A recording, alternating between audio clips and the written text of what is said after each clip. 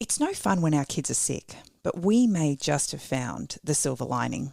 Apple and raspberry and orange flavoured electrolyte slushies made by Rehydrate. Rehydrate slushies are a tasty way to get essential electrolytes into our little ones when they're dehydrated from sickness or even just the Aussie heat. They're delicious and they'll help your little ones feel better in no time. Grab Rehydrate from Coles today. It's the Happy Families Podcast. It's the podcast for the time-poor parent who just wants answers now. Teenage girls don't necessarily have the maturity to manage their relationships online, especially in a big group, especially when the conversation's been going for hours and especially when it's late at night. And now here's the stars of our show, my mum and dad. Hello, this is Dr. Justin Coulson, the author of 6 books about raising happy families. I'm here with my wife and co-host and mum to our 6 kids, Mrs. Happy Families, Kylie. Tonight it's a big night for the beginning of 2021. It's our first Q&A for all of our premium members in the Happy Families membership. If you're a Happy Families member, jump on board tonight. We're going to be, so it's 8 p.m. New South Wales and Victoria and ACT, and 7 p.m. Queensland, answering your questions about how to make your family happier. And Honey Bun, you want to talk about one that came through from a premium member who's having a bit of a tough time, as a bit of a taster for what we're going to be doing tonight. She said, my daughter is in an escalating situation. Was a member of a Snapchat group of about 9 girls. Unfortunately, she got into a situation of being ganged up on by the group over a period of several hours into the night. This culminated in her being pushed to her limit, and she said something she deeply regrets. She apologised, tried to make amends, but the next day, members of the group demanded repeatedly, again over a number of hours, that she leave the group. She eventually did. But we're going to fast forward 2 weeks now, and the girls are now messaging her anonymously through a shared account, telling her that she won't have any friends when she goes back to school and no one will ever love her.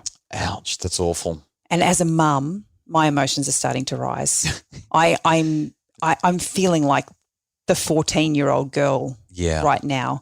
So it's almost like you're seeing this happen to your daughter and you're remembering what it was like when you were a 14-year-old and worried about rejection and ostracism and not fitting in. That's right. My emotions are so caught up in my own experiences that right now I'm not in a space where I can actually be of use to my daughter.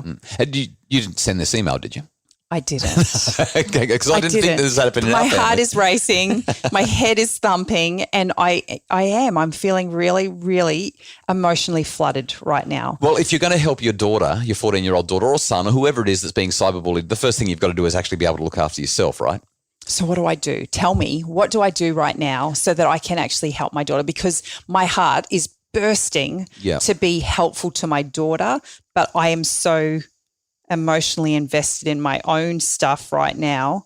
Well, you've heard me say this a number of times. When your emotions are high, your intelligence is low. That's right. Now, it's not that your intelligence isn't there. It's just that your brain doesn't access the thinking stuff because there's so much emotion happening. There's a lot of neuroscience. I'm not going to go into that. We don't have time with so much to talk about with this painful email that's come through from this mum. But it's really important that we get ourselves under control so that we can help others. We just cannot step into this situation because, you're catching her emotion anyway, right? Emotions are contagious. But if you step into the situation with fear and anxiety and worry and stress and anger, your daughter will catch that as well. And so So what do I do? Tell me. So that you can stay calm. What do I do?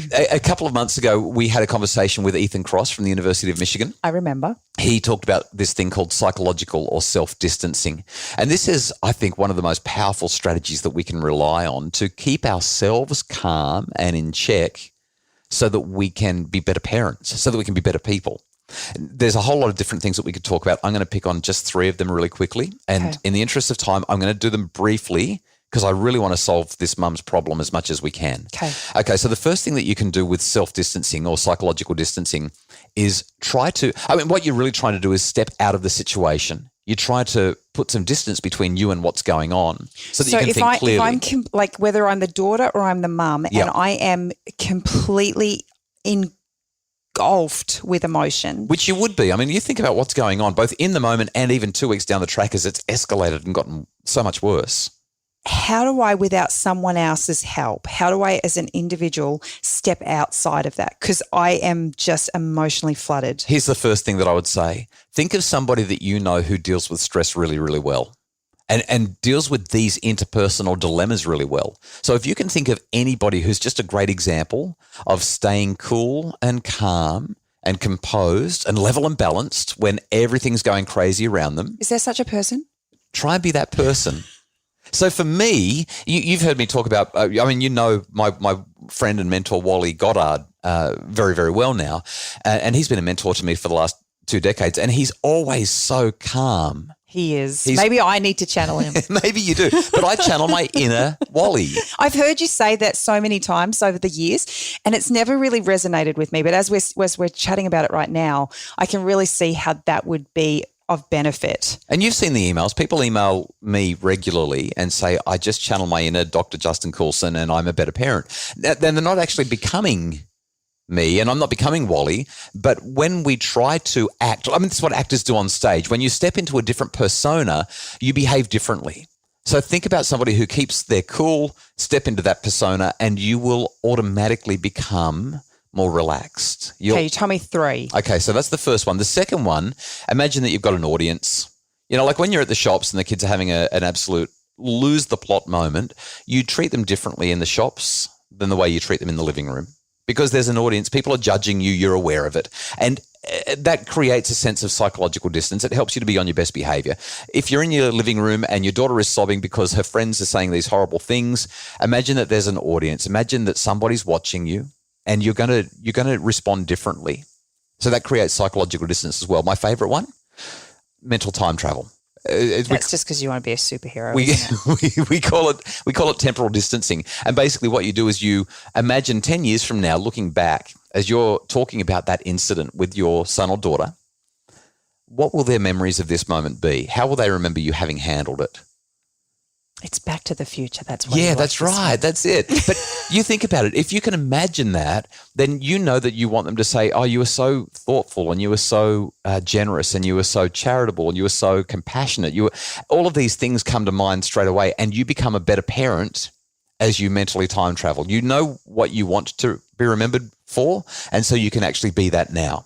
Okay, so my heart rate's lowered. Hopefully. My palms aren't as sweaty as they were. I've wiped them and I'm feeling a little bit more grounded. So maybe after the break, we can talk about how we now best help our daughter. Let's do that. It's the Happy Families Podcast. For a happier family, try a Happy Families membership because a happy family doesn't just happen. Details at happyfamilies.com.au. It's the Happy Families Podcast, the podcast for the time-poor parent who just wants answers now. And we have been talking about cyberbullying. We've got our own emotions in check now, and we really want to be able to help our children. What is the best advice that you can give parents who are dealing with these really, really challenging situations with their kids? There's a handful of things that we need to talk about from this email that came through. The first is that we're talking about kids, 9 kids in a Snapchat group well into the night, several hours into the night. So chances are if these 9 girls were actually face-to-face, this would be a very different It would have to be. Situation. Almost certainly. Yep. So, social media has some pluses and it has some negatives, but when it comes to teenage girls and social media, there are a lot of negatives. We know from research that girls are much more relational. They're more relationally aggressive. They're more likely to ruminate. This all sounds so stereotypical, and yet the research bears it out. Teenage girls don't necessarily have the maturity to manage their relationships online, especially in a big group, especially when the conversation's been going for hours, and especially when it's late at night, when their willpower is lower and they're just not dealing with things quite so well. And so, as you said in the email, this 14-year-old girl's been pushed to her limit. She said something she regrets. She's tried to make up for it, and now it's all gone wrong because not only has she left the group, but the girls, they can smell the blood in the water.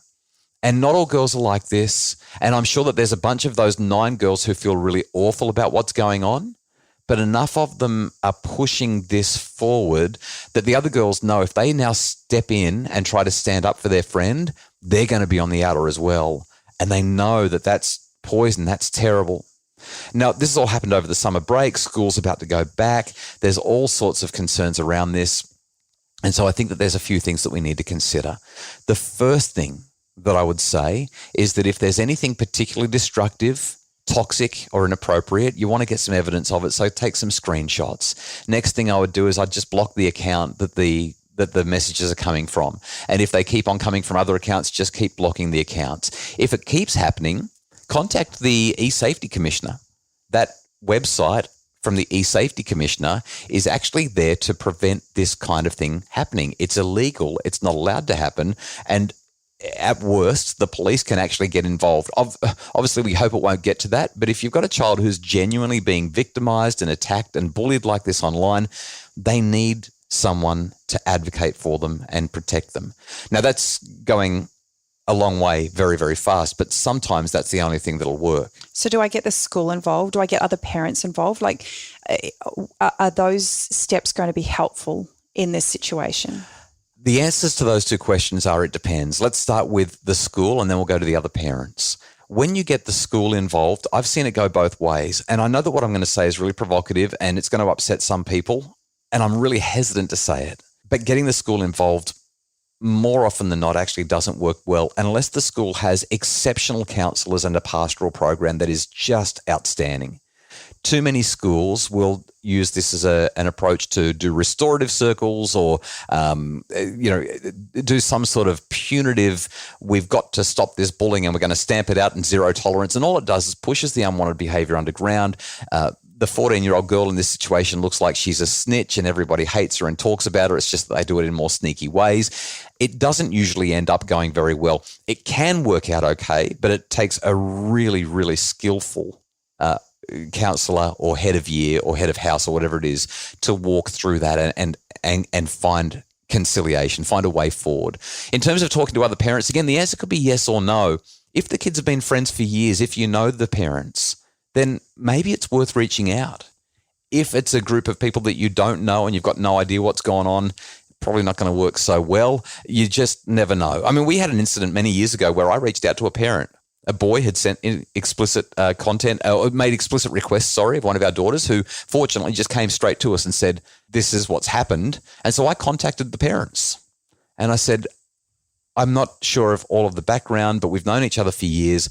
I just thought I should let you know we're really concerned because here's what's happened. And then the request from me was, how can I help you? Or what can we do to help the kids? It should never be, you need to fix up your child and stop them doing this. It should always be, I really want to support our kids. They've always had such a great relationship. How can we help here? And that needs to be the approach.